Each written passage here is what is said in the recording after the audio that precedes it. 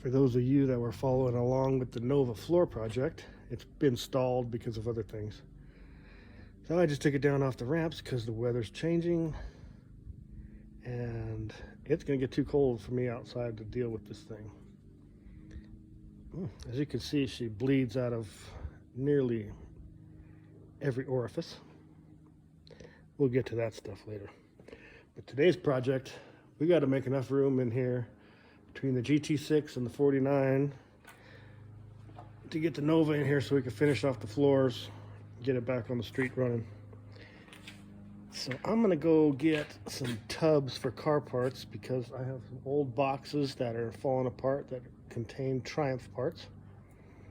So I'm gonna go buy some tubs, and I think since we got her down off the ramps, we might as well take it for a spin.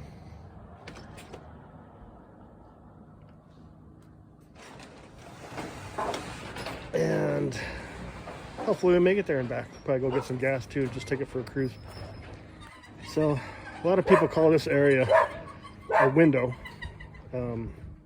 This car, they're actually exhaust ports. So I leave both exhaust ports open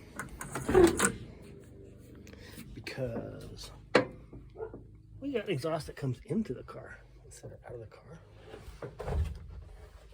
Here's the new floor on this side. It's not welded in yet. It's just sitting in there. It's pretty much fitted.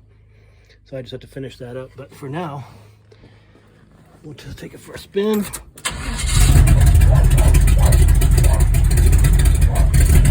Slap the seat in it real quick.